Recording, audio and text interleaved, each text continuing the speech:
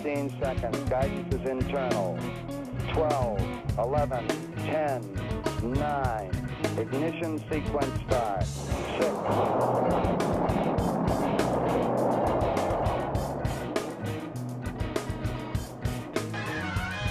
This is 420 Law Office Radio.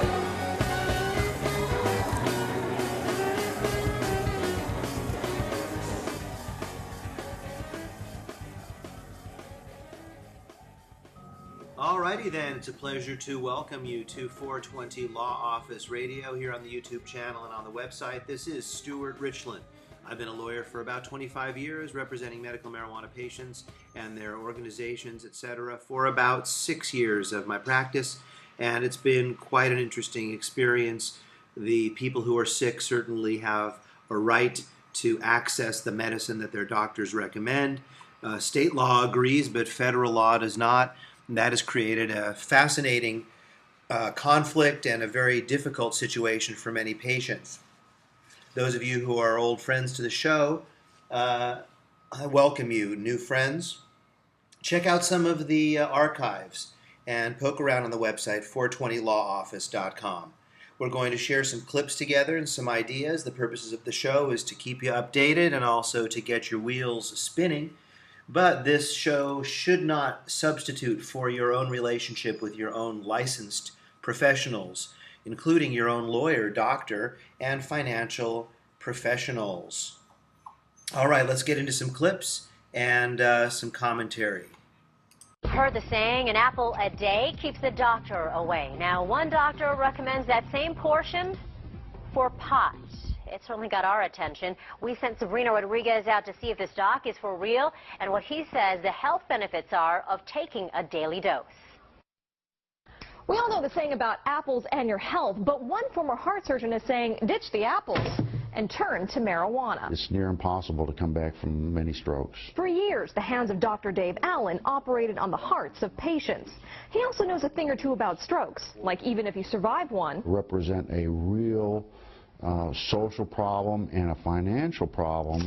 Some people take a daily dose of aspirin, so if they do have a heart attack or stroke, the severity of their problems are lowered. But Allen says there's a better alternative. No other medicine made by man can help in this manner. He's talking about pot. Allen says a patent assigned to the U.S. Department of Health and Human Services proves it, albeit in rats. Animals giving either THC or cannabidiol had a decreased size of their stroke by 50%. Well, the results are promising. The problem lies in that it's never been tested on people. So as for the dosage, he doesn't know. We think that the more you take, the more protection you have. Now, I know what you're thinking, but Allen says the high only happens when you light up. You just eat raw cannabis, it will have great medicinal effect and won't get you high at all. When you dry the plant out or heat it, it becomes psychoactive. That also means no edibles like brownies or cookies. So his prescription is eat a bud a day. It will keep the stroke away. Allen hopes there will be human clinical trials. And it has to be pointed out that he doesn't do heart surgery anymore. And as a medical marijuana advocate, he now does evaluations and writes prescriptions for pot. What's up, my trendies? I'm sitting here in the stick cam chat, as usual, Trendy Ass Dabbers group, and we're chilling. Just thinking about stuff in the back of my mind. I hope you guys had a chance to watch that debate. Me and Kepler were talking, and he's like, it's funny that guy was saying, you know, oh, I'm scared about people behind the wheel smoking marijuana, you know, getting in their cars and driving high. And then I made a comment about that. But Kemper's like, yeah, that study, bro, from about Colorado, man, where they fucking said that that states that legalize the fucking traffic fatalities drop by 9%. I was like, yeah, okay, that's cool and all, but, I mean, that's cool. I want to see the study. He fucking, boom, there it is. He found this fucking link in like 1 second. So I went and I looked at the link that he sent me, which was a kind of like a blog, kind of like a rundown of the study, and it was cool. I was reading it, and there was a little bit of information there, and then there's like, if you want to see the actual study, bam, there was a link, and I clicked that, bam, and I went to the fucking study, bam, and it's very well written. And I saw the guy who does who does the studies and shit. There's this picture, and then there's links. He does a few studies, and I clicked right on the one. It said traffic fatalities and medical marijuana legalization or something like that. And I started flipping through it. It's what a great read. I'm going to put a link, of course. But, oh, man, it's so well written. When you go to the study, and the abstract at the beginning, it's very small. It says, legalization of medical marijuana is associated with increased use of marijuana among adults, but not among minors. In addition, legalization is associated with a nearly 9% decrease in traffic fatalities, most likely due to its impact on alcohol consumption. Listen to this. Scroll down one page, go to the next page. It says, this was the, there's a PDF file that you click on to open this up, by the way, when you go there. Because when you just click on the study, it's just going to be like a little statement, but you'll see a link to the PDF. So open up the PDF. That's where I am right now. Or, you know, click on the link that I give you. I'm going to give you a special link, a nice special link, just to the PDF. It's going to be nice. I'm going to read you this 3 paragraphs here. And let me just peer down here. It's, yeah, 3.5 paragraphs. This study begins by examining marijuana use in 3 states that passed a medical marijuana law in the mid-2000s. Drawing on data collected by the National Survey on Drug Use and Health, we find that the passage of an MML was associated with increased marijuana use by adults in Montana and Rhode Island, but not by adults in Vermont, where as of June 2011, only 349 patients were registered. We find no evidence to support the hypothesis that MMLs are related to the use of marijuana by minors. That's marijuana, medical marijuana laws, MMLs, or legalization, whatever. Okay. Next, we turn our attention to MMLs and traffic fatalities, the primary relationship of interest. In the United States, traffic fatalities are the leading cause of death among Americans ages 5 through 34. To our knowledge, there has been no previous examination of this relationship. Data on traffic fatalities at the state level are obtained from the Fatality Analysis Reporting System for the years 1990 through 2009. 13 states enacted an MML during this period. FARS includes the time of day the traffic fatality occurred, the day of the week it occurred, and whether alcohol was involved. Using this information, we contribute to the long-standing debate on whether marijuana and alcohol are substitutes or complements. Specifically, we find that traffic fatalities fall by nearly 9% after the legalization of medical marijuana. Get your dabs ready, guys. Happy 420, it's coming up.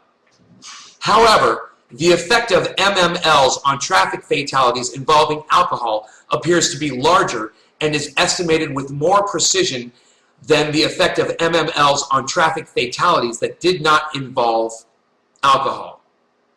Likewise, we find that the estimated effects of MMLs on fatalities at night and on weekends when alcohol consumption rises are larger and are more precise than the estimated effects of MMLs on fatalities during the day and on weekdays. Finally, the relationship between MMLs and more direct measures of alcohol consumption is examined. And it goes on to say, using data from the Behavioral Risk Factor Surveillance System, we find that MMLs are associated with decreases in the numbers of drinks consumed, especially among 20 through 29-year-olds, providing additional evidence that alcohol is a mechanism by which traffic fatalities are reduced. Using data from the Beer Institute, we find that beer sales fall after MML comes into effect, suggesting that marijuana substitutes for beer the most popular alcoholic beverage among young adults. So then there's a lot of great information that comes after that, and I hope you guys will read the entire thing, and I hope you were able to follow along with that. I didn't want to bore you too much with details, but I do believe I found a section of that study that was a real quick and easy read and explained in depth how they determined that traffic fatalities are reduced by up to 9%.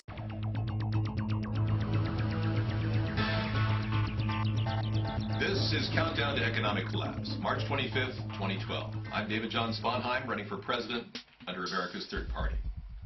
Do you know that you're being watched? Everything you do on the internet is being watched. It's the most invasive thing our government could be doing, but they're doing it. They're acting through organizations like Google and Facebook, and they've even built large facilities in the middle of nowhere. As if it couldn't get worse. This is from Wired magazine, Wired.com. The threat level is increasing. The NSA is building the country's biggest spy center. Watch what you say. This center is in the middle of Utah, and it is costing $2 billion in taxpayer money. It is going to have 1 million square feet, and it will cost $40 million to actually cool down with all the data transfers going on through there. This is what they're doing. They're watching you closely, and they're using your tax dollars to do it. Is this what you call freedom in America? The problem with that is it's too much. We need our nation to watch activities involving terrorism. We need our nation to watch activities involving the exchange of foreign currencies and the passage of money to agencies outside of our nation so that we know that money isn't being sent to terrorists. We also need to use the government to make sure that internet crimes like fraud, spoofing, phishing, things like that are not done by unscrupulous criminals around the world on people here who are unwittingly giving their money to people like that. Those are the kind of things the NSA could do. I want to downsize the government and get a zero deficit by 2013. I want our country to get out of the foreign wars it's involved in. I want to bring our troops home to guard the border with Mexico. And I want our nation to start developing brand new green, clean technologies that will help our nation build huge jobs for people. Yes, the government is responsible for creating jobs. We can't wait around for Barack Obama to do it. He's not doing it fast enough. We need a brand new direction, and it has to happen soon. Otherwise, our country will flounder and will continue to drop in its overall value in the world market. Our nation has slipped a huge amount. It's gone from 34% of the world's GDP to 26% in 10 years, from 2000 to 2010. The only other nation that lost that much in the world GDP was the Soviet Union. You do the math. Realize that our nation is declining, and you've got to stop it. As a voter, I recommend you stand up and vote third party in this upcoming election. And no matter what your choices are on the left or the right, we don't need a dividing president. We need a uniting one. One that will reach across the aisle to both the left and the right and join hands, find compromises, and get a fiscally sound budget on track for 2013. Now, recently, the government announced that they're going to keep our personal records for 5 years as opposed to 180 days. And this is a ruling that went down. The American people weren't informed. They're just doing this on the side with Barack Obama as your president, and they're getting away with it. All of these bills are being signed. Everything's going along just fine as long as the American people are kept out of the knowledge stream. And that, in and of itself, is the problem. Our nation was predicated on freedom of speech. It gives you the ability to speak freely and to talk to your friends on the internet, to chat, to not be monitored. And that is being underwritten and underscored by surveillance activities by the government. We believe at America's Third Party that we're doing nothing wrong. We want to help change the government from within using the process that was laid down by our forefathers in the Constitution. And following election law, we are doing just that. But people on YouTube are having their YouTube accounts getting squelched by YouTube. And I believe that the government has infiltrated Google and YouTube and, of course, Facebook. And I believe you need to know more about that. Here's something that is shocking yet predictable. Remember last week we were talking about how our government is involved in purchasing Google stocks and being a big contributor to Google's growth and Facebook as well? Well, we are actually seeing the director of DARPA leaving the Pentagon group to join Google.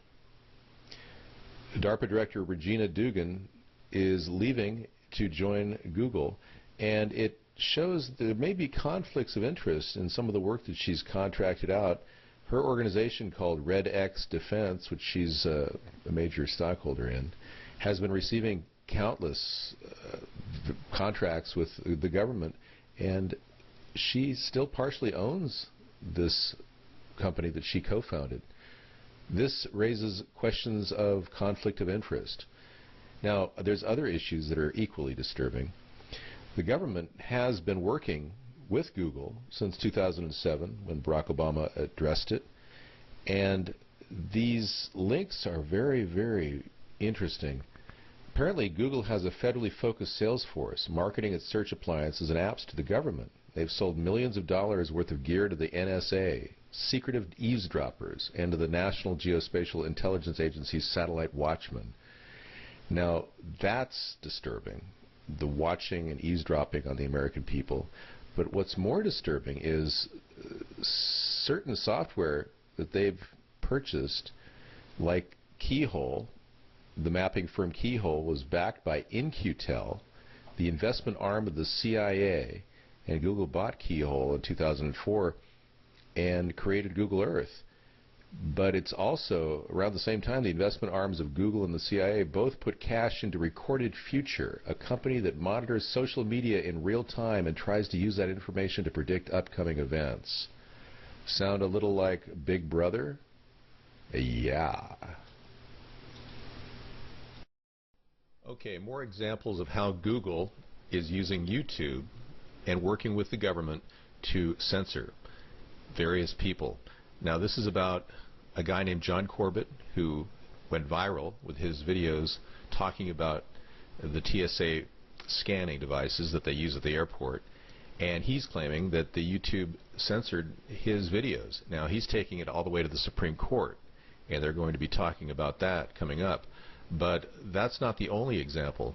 Another example is Mike Adams of Natural News produced a cartoon video in February that emphasized the invasiveness of the TSA pat-downs, particularly on children, and made the point that it's merely a show of power and potentially a form of retribution against those who opt out of the body scanners. And the video was restricted by YouTube within hours. He later wrote that this age restriction censorship of my TSA help wanted animation is a clear example of oppression against artistic expression. And he goes on to talk about how this is very much like the corruption in communist China, the blackouts that regularly occur in communist China. Something to be concerned about, how the government is using YouTube to alter freedom of expression. We have to ask ourselves, how much invasion of our privacy is necessary to maintain the security of our country? Well, a person has done just that with the TSA.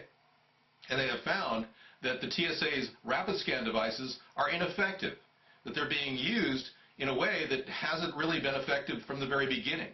Now remember, these rapid scan devices cost $24 billion over the lifetime of this process. We are not solving America's terrorist crisis. We are actually creating a slowdown in our airports, and we purchased machines that should have never have been purchased, and we've got TSA agents that shouldn't be groping people. So our nation needs a big switch there. And I'm going to end the TSA as we know it. I'm going to bring back the metal detectors to the airports. Why they were taken away, I have no idea. And we're also going to task the rapid scan devices to study luggage, which is not being checked at the airports to a great degree right now. So these are the changes that I'm going to be bringing under my administration, and I will be also embracing the concept of freedom of the internet, net neutrality, and the ability of all of us to do file sharing as long as we don't breach the first copyright considerations of any printed or written word. I'm David John Sponheim, and I support this message.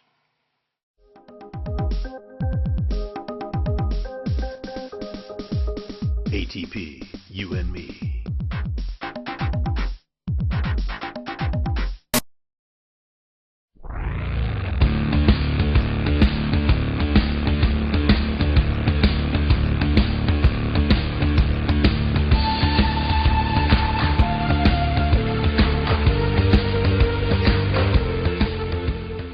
Welcome to today's ParadigmShift.org podcast.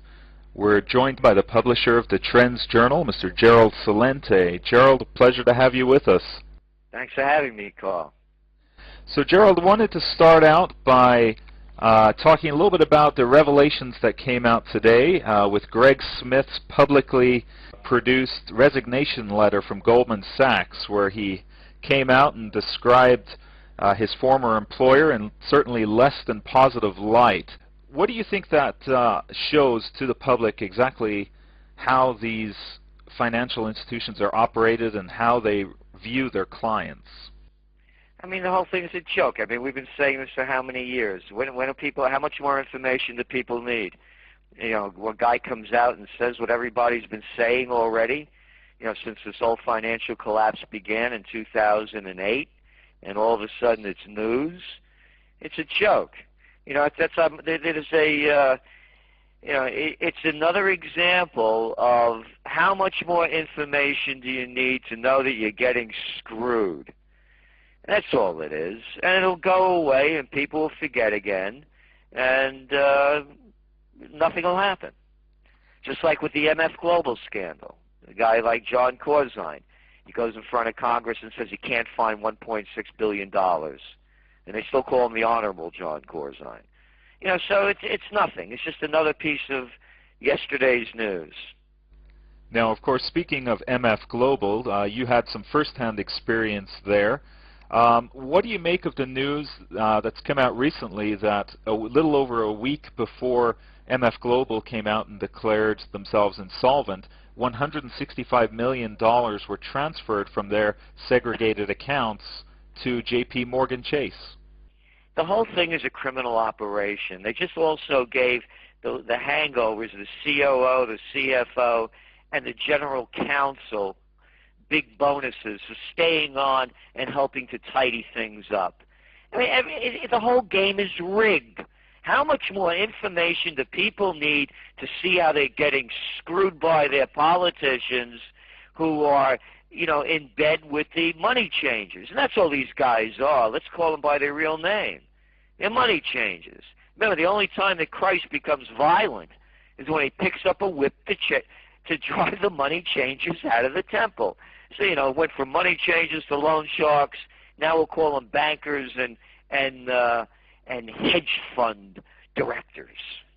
Now, Gerald, some of these recent events in the global finance markets have led organizations such as Occupy Wall Street to say that these are failures in capitalism. But of course, what we're truly seeing here isn't really free market capitalism, is it? No, you're 100% correct, Carl. I agree. Well, I should say I agree with you 100%. This isn't a failure of capitalism. It's a failure of morality, and morality at every level. Not only the crooks at the top ripping off the system. There was just a story that was in the media here in the States. Some guy won, you know, maybe like $50 million in a lotto ticket, and immigrants from Mexico, Guatemala, someplace, and you know, a bunch of his buddies. You know, they used to play each week. And then he told the guys, you know, he hurt himself and he was quitting his job. And they found out the guy, you know, took off with all the dough. It's the people ripping off the welfare system. It's the person on disability that shouldn't be.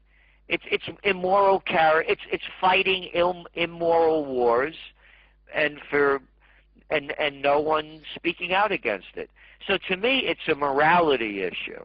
It's not a financial issue. It's not the system in place.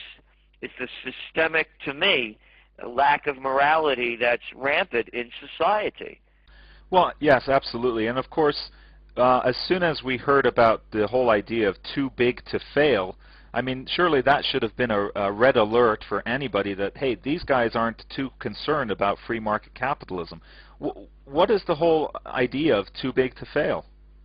The merger of state and corporate powers. Who did they bail out? They bailed out big corporations. I mean, you talked about, you know, Goldman Sachs. I mean, again, you know, I mean, I tell you, this stuff sets me off. Who's the head of the European Central Bank? Mario Draghi. Hey, where did he come from? He wasn't the vice chairman of Goldman Sachs in Europe, was he? That remember the Goldman Sachs gang engineered the Greek corruption game so they could squeeze him into the euro.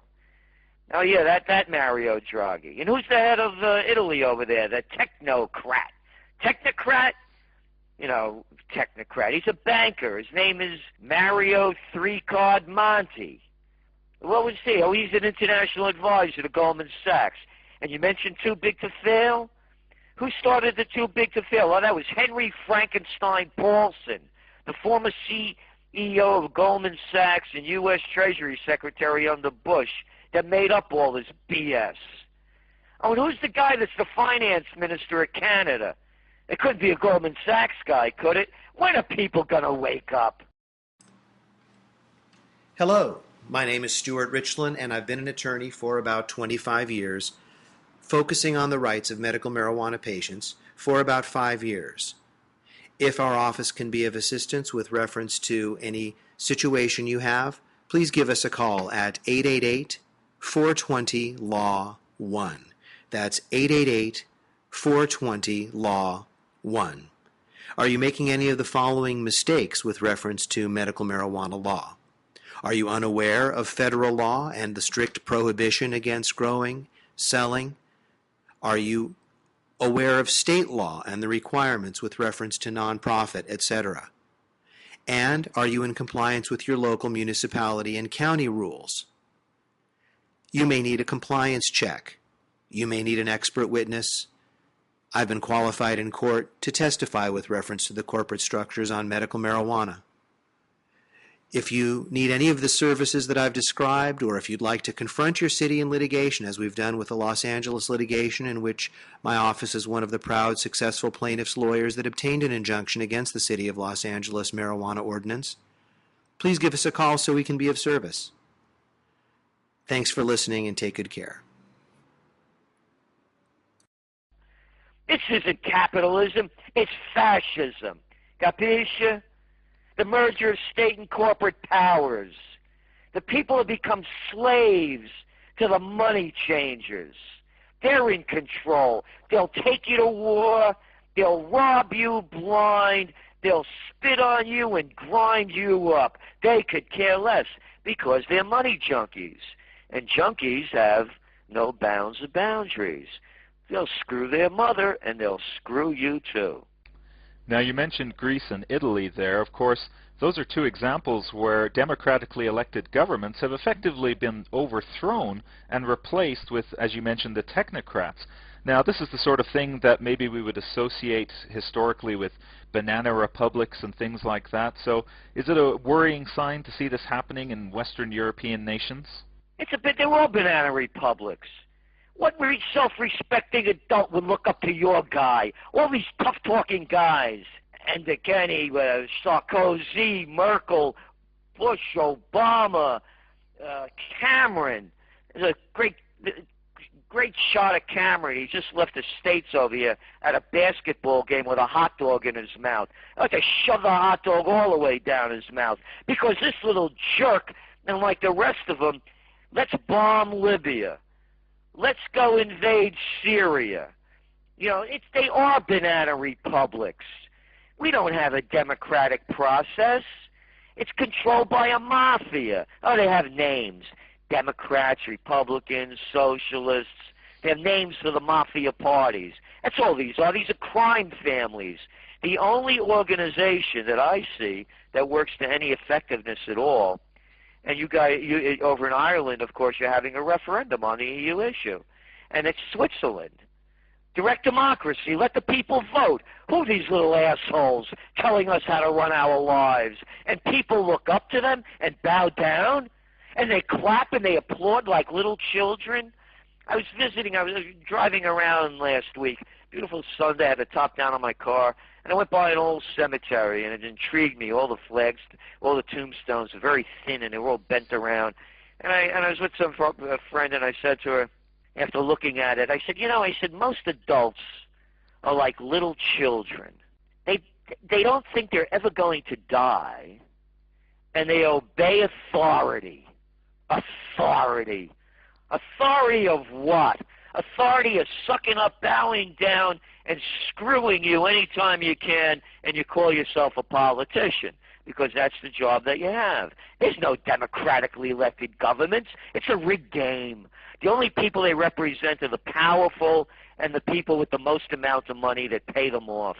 I used to be the assistant to the Secretary of the New York State Senate as a young man. I spent 7 years down in Washington as a guy putting together political action committees for the chemical industry, when I was growing up. And one of our chief writers of the Trends journals, Dr. Paul Craig Roberts, former Assistant Treasury Secretary under Ronald Reagan. He could bring in the head of the CIA under oath to question him. We know what it looks like. It's only little kids that believe this crap out there. So, Gerald, we're broadcasting from Dublin, Ireland today, and the people here are getting ready for the St. Patrick's Day festivals tomorrow. But, of course, Olli Rehn came in from the European Commission this week and put a dampener on all the festivities, stating that the Irish people needed to meet their debt obligations. So why is it that the people of a sovereign state are expected to pay for private debts when the owners of those debts are able to get bailed out? Why are people allowing this to happen? Well, that's the question. The why is simple, because I said the money-changing mafia has taken over. I want my money. That's all they are. They're loan sharks. Ollie's just one of the wise guys for the loan sharks. That's all he is. Another two-bit loudmouth. And the people take it. And that is my greatest discouragement, is the loss of the human spirit, the fighting Irish. I was over there last June. I did a talk over in Listo. And I was talking about let the people vote on these issues. My talk wasn't well received. And I see it all over. People have lost their courage. They've lost their dignity. They've lost their respect. They let other people tell them how to live their lives. Screw you, you made a bad bet. You're not getting your money back. Sorry. It was all a game anyway. Hey, how about some derivatives? You know, Carl, you look like the guy that should have some auction rate securities and a couple of collateralized debt obligations. Step right up, step right up. That's all this is. It's a gambling game. They lost and you pay. When are the people going to fight back? After they're dead?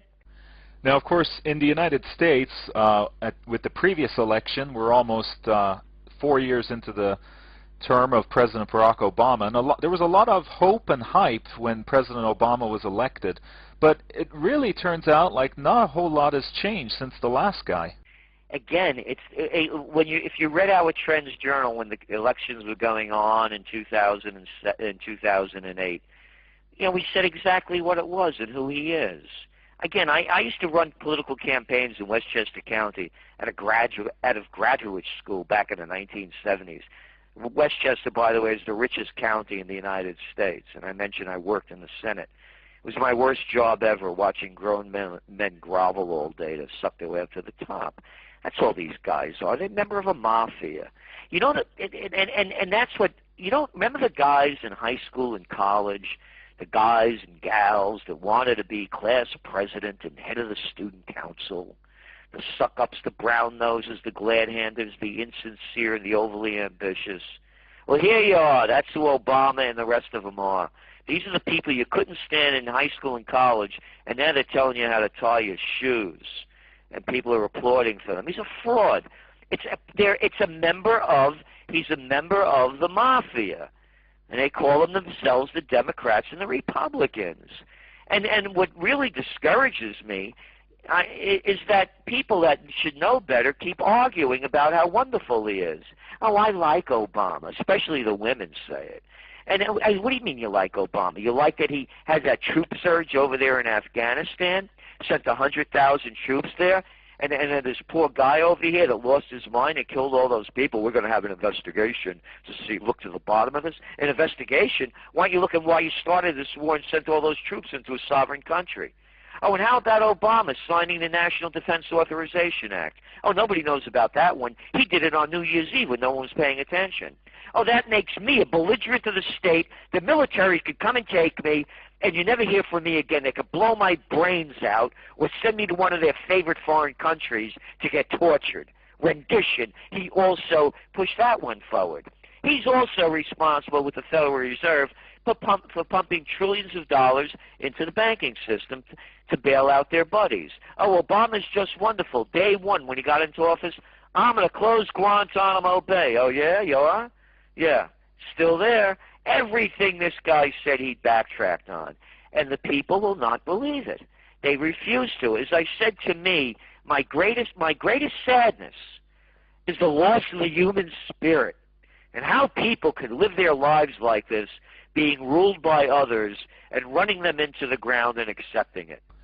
Now, Gerald, we're in an election year, and with President Obama running for re-election and Mitt Romney looking like the front runner on the Republican side, it's looking more and more like a conflict with Iran is becoming more than inevitable. Do we feel that Iran is going to play a big role in the world scene over the next 4 years? Yes, and look what's going on now. Hey, everybody, you like your high oil prices? I got an idea. Let's make them even higher. What we're going to do, those little wankers out there, Sarkozy and Cameron and Merkel and Obama, all those wallies, all of them out there, we're going to put sanctions on Iran. We're going to punish them because they may be making a nuclear weapon. And then we're going to drive the price of oil up really high as we've done since they put the sanctions on. Brilliant move because they don't care. Do you think that the rise in petrol prices affects them? Do you think they pump petrol into their own gasoline tanks in their cars? So, of course, they've already declared war. It's an economic war. Look up the definition of embargo. It's a war. They've started it already. How it's going to end up? Bombs away Obama. Who knows? And then you got that other Neanderthal Netanyahu over there, over in Israel, shooting his fat mouth off all the time. So, yeah, they're going to take us to war because we have psychopaths in charge. Excuse me, prime ministers and presidents. Gerald, as always, it's been a pleasure, and we appreciate you joining us today at ParadigmShift.org. It's a new push to legalize marijuana. 2 former U.S. attorneys and the former head of the Seattle FBI in our studio. Why do they think it's time to change the law? I'm Robert Mack. Should the state regulate and tax marijuana? King 5 News Up Front starts now. The issues that matter. You're watching King 5 News Up Front with Robert Mack. Is there anything more confusing than our marijuana laws? It's legal in some states, it's illegal in others. What some cities permit, others don't. Some laws are enforced, many are not, and if you check with the federal government, almost all marijuana use and possession is illegal. Up front this week, 2 former U.S. attorneys in Washington State and the former head of the Seattle FBI office in our studio to explain why they're backing a new initiative to legalize marijuana. But first, a little background on where the law stands and how we got into such a legal mess.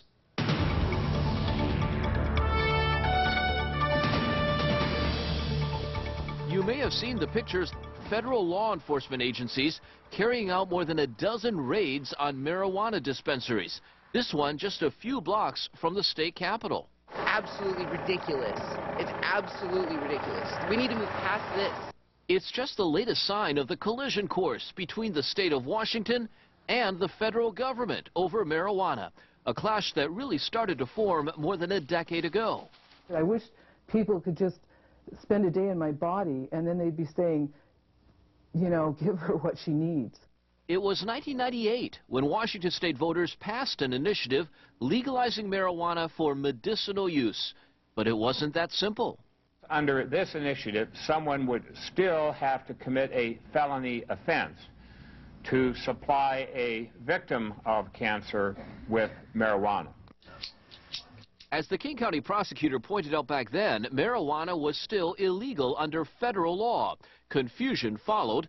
In 2004, the U.S. Supreme Court ruled that the federal government was well within its rights to arrest medical marijuana users, even if local laws say the marijuana use is legal. Don't do this. Don't make me a criminal. In the state legislature, medical marijuana advocates went back to work as lawmakers tried to refine the state's medical marijuana law.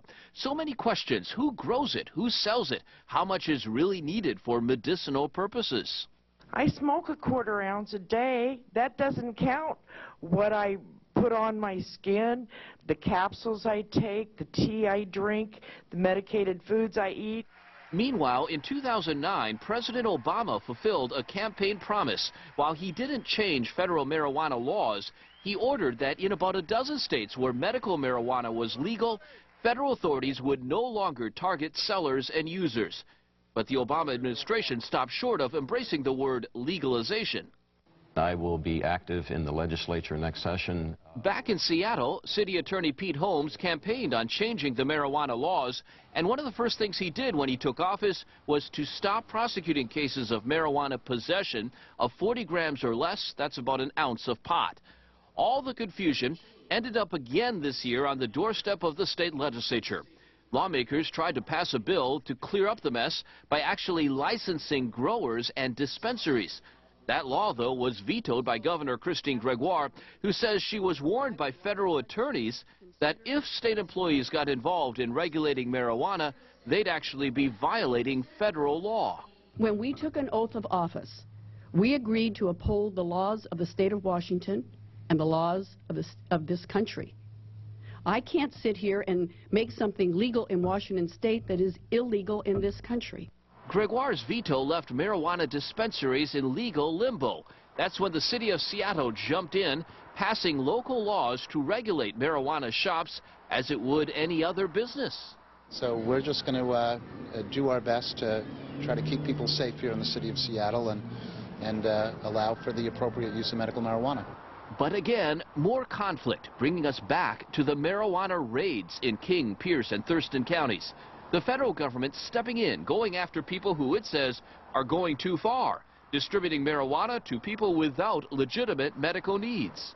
We will not target sick people or their doctors or their true caregivers, but people who commercialize it and try to profit for greed on this, they are violating criminal law and we may come after them.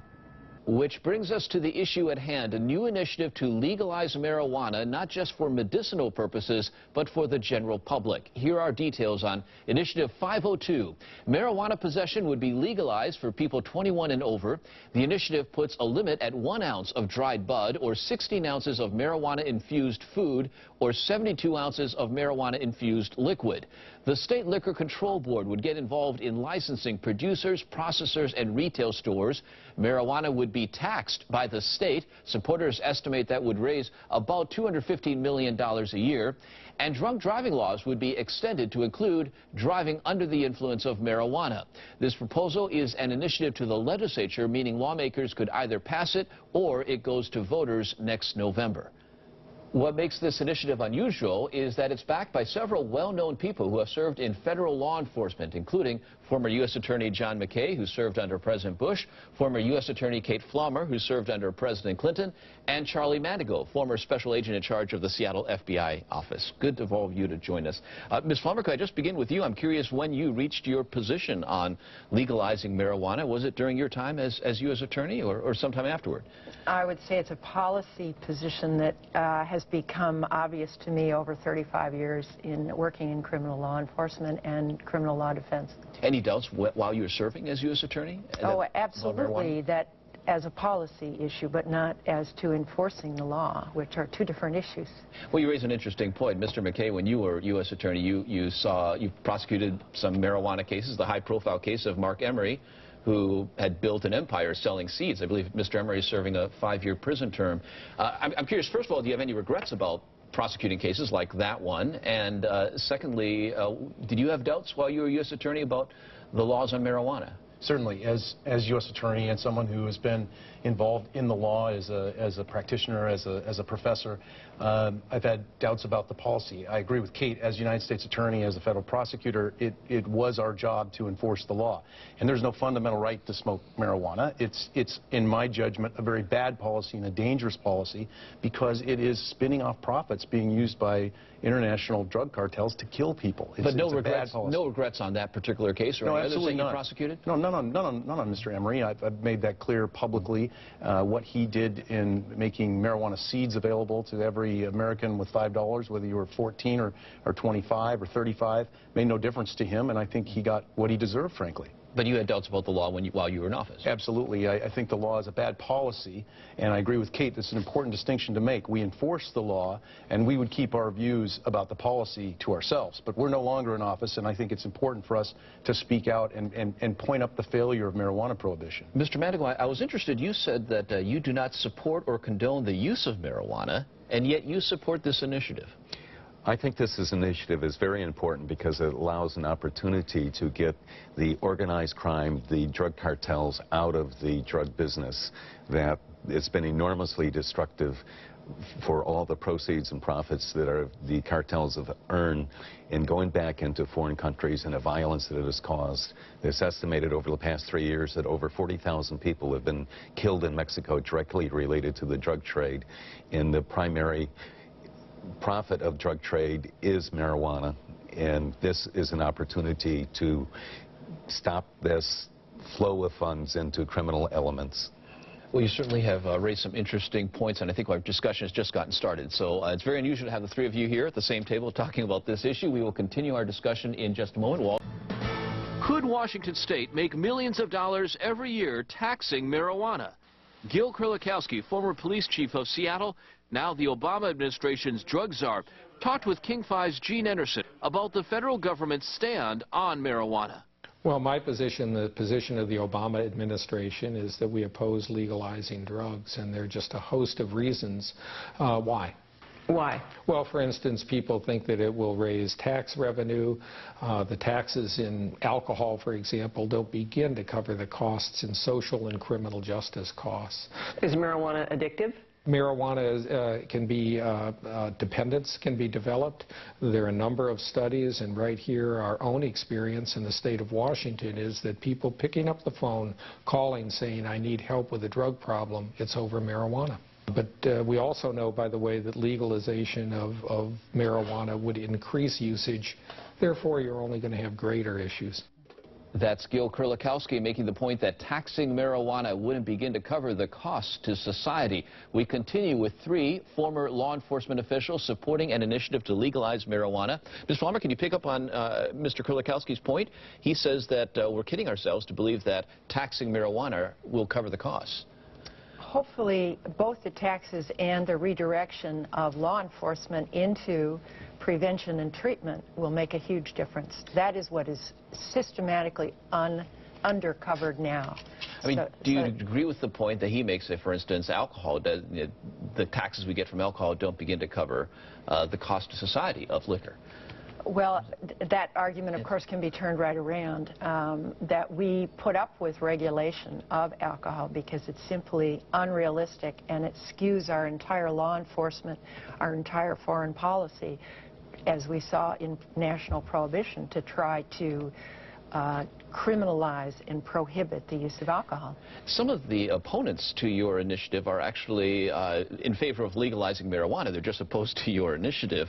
And one of the arguments that I've heard, Mr. Manigo, is that the taxes that you would impose would be so high that there would still be a black market, that we wouldn't get rid of the crime associated with marijuana. I don't think that's the case. I think that if you establish a regulatory scheme, I think that most American people want to be law-abiding and given an opportunity to purchase marijuana in a regulated scheme and not violated the law, that they would choose that as an option. Further, if you are selling it under a regulated scheme, you have quality control, you know exactly what the substance is that is being sold, and going to another point, at a regulated point of sale, that you can impose warning labels like you do for the sale of alcohol or tobacco. Your initiative basically sets up these marijuana-only stores, right, that would sell marijuana? That's right. I mean, are you concerned at some point that maybe, we just saw it happen with alcohol, we went from a state-run, very tightly controlled liquor store system to the alcohol being available in grocery stores and other stores as well. I mean, is this just opening the door, a slippery slope in terms of the availability of marijuana? I don't think that's been the experience with regard to marijuana, either in foreign countries or in the states that have effectively decriminalized the possession of marijuana in a number of circumstances. The question is whether we should continue criminal prohibition of marijuana. To impose the criminal laws for the possession or use of any amount of marijuana, it is illegal under federal law to do so today, for any amount, for any reason. So, is that successful? I don't think so. We have a huge number of persons who smoke marijuana. They obtain it illegally. The proceeds go to drug cartels. So, better for us to look now at a scheme in which we regulate and tax and maintain criminal penalties in a number of cases for marijuana. You cannot use or possess it if you're a juvenile. You can't move it in an interstate way that is outside the regulatory scheme. These are important provisions. It's a highly regulated and taxed scheme versus a criminal enforcement scheme. Let me ask you about that, because right now with the line between what's legal and what's not, we draw it after alcohol, right? You want to move it to marijuana. What's to say that, I'm sure there might be people who would argue that it should be moved even further. Why stop it? Well, I mean, I reject that. I think my colleagues here reject that as well. We don't believe in legalizing drugs. There's a clear pharmacological, physiological impact difference between marijuana, for example, and the drug on which it sits next to in the federal enforcement regulations, and that's heroin. I mean, there's clearly a difference between those two commodities. One's a narcotic, the other is not. So I think the line between marijuana and, say, methamphetamine, coke, and heroin is really clear. I was talking with some of the folks who work with kids and drug abuse, and they're concerned about accessibility. They see if you make marijuana, more accessible, if it's legal, if parents have it in their house and they're using it openly, that kids will see that. And even though your initiative says 21 and older, that it's really opening this up to let more kids see this and get exposed to it. Currently, the problem is that if you have juveniles, people under the age of 21 want to purchase marijuana, they're going out on the street and they're purchasing it from possibly an unknown person. They're putting themselves at risk. They're putting their health at risk because they don't know what the product is they're buying. And it is a better situation that if we have a controlled regulatory scheme where only adults over age 21 can purchase it, if they have access to this in a household, this is something that families should be addressing. That should be an issue that's addressed through education. Ms. Farmer, very quickly, do you think marijuana use would go up? Yes, I think realistically there'll be experimentation, and it will enlarge, but I think that the controls and the education and the treatment and prevention counters that effectively and makes it much better. Okay, you are filing this as an initiative to the state legislature. Earlier I talked with an opponent in the state house, a Democratic Representative Chris Hurst. He's chair of the House Public Safety Committee. He's also a former police officer. The advocates for this initiative, as well as the other ones, and some of the legislators down here keep saying that if we pass this, then the federal government will have to sue us to overturn it. That is the silliest of all arguments. The federal government will not sue us to be able to enforce their laws. The federal government doesn't have to sue us to arrest a bank robber. Federal laws preempt state law, plain and simple. So the idea that there would be a lawsuit, it's not going to happen. What would happen is if Washington State legalizes marijuana and starts to tax it, you're going to have the people that regulate it be arrested for trafficking in marijuana, and any revenues that come into the state would be seized as profits of organized crime. And I really don't think that is a sound public policy. I think this particular proposal is poorly drafted. It has some significant flaws in it. And, of course, it has the fundamental problem of being at odds with federal law. Now, this initiative has the backing of several prominent former federal law enforcement officials. I mean, does that make any difference to you? Well, those former federal law enforcement officials are fully aware of what the federal law is. So if you think about what they're really advocating for, are they advocating for this particular proposal, or are they using this as an opportunity to say things need to change? Legislators are not going to vote for putting the state in the business of running organized crime. It's not going to happen. And that's essentially what this initiative would do.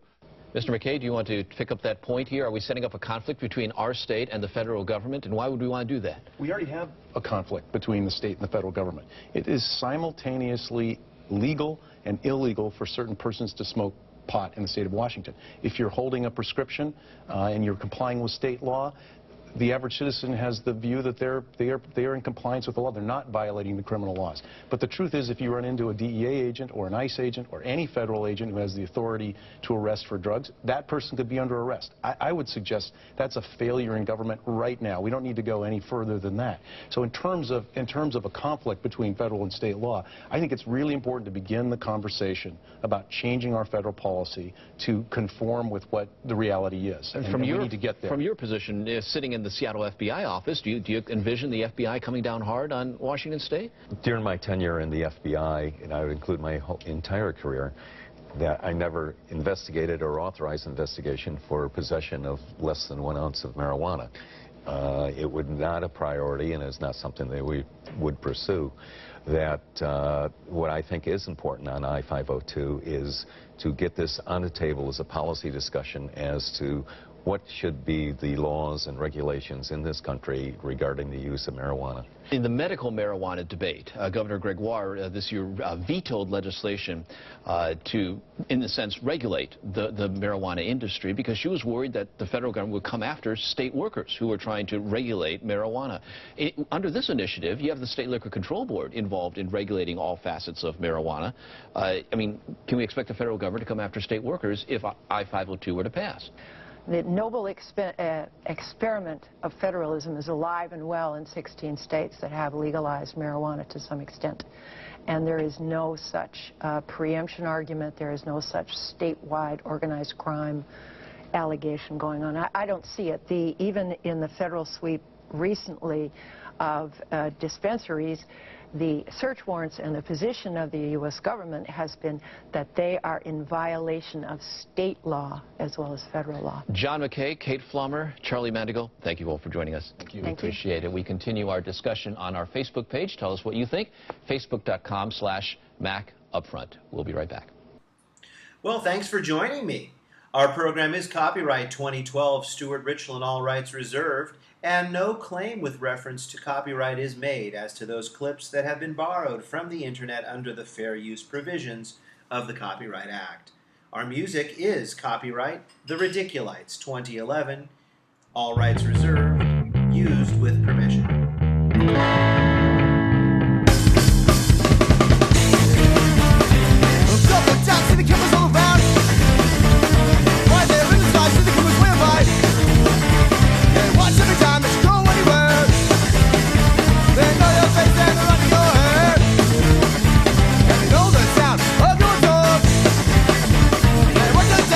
Just